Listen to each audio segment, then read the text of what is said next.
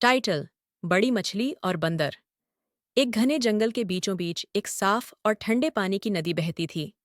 इस नदी के किनारे एक बड़ा पेड़ था, जिसकी डालियां नदी के ऊपर तक फैली हुई थीं।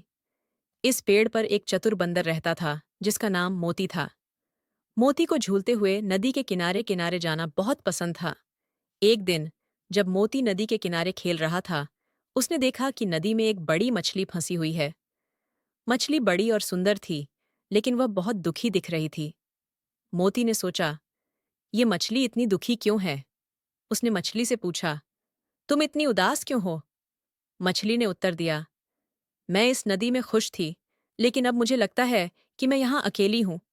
मेरे सारे दोस्त कहीं चले गए हैं। मोती ने सोचा, मुझे इस मछली की मदद करनी चाहिए। उसने मछली से कहा, तुम चिंता मत करो, मैं तुम्हें तुम्हारे दोस्तों से मिलवाने की कोशिश करूंगा। मोती ने नदी के किनारे किनारे जाकर देखा कि कहीं मछली के दोस्त मिल सकें। बहुत देर तक खोजने के बाद मोती ने कुछ और मछलियों को नदी के दूसरे हिस्से में खेलते हुए देखा। वह खुशी से चिल्लाया, मछली, मैंने तुम्हारे दोस्तों को ढूंढ लिया है। बड़ी मछली बहुत खुश हुई और मोती के साथ नदी के उस हिस्से में चली गई जहां उसके दोस्त थे। सबने मिलकर खूब खेला और आनंद लिया। मछली ने मोती को धन्यवाद दिया और कहा, तुम्हारे बिना मैं अपने दोस्तों से फिर कभी नहीं मिल पाती।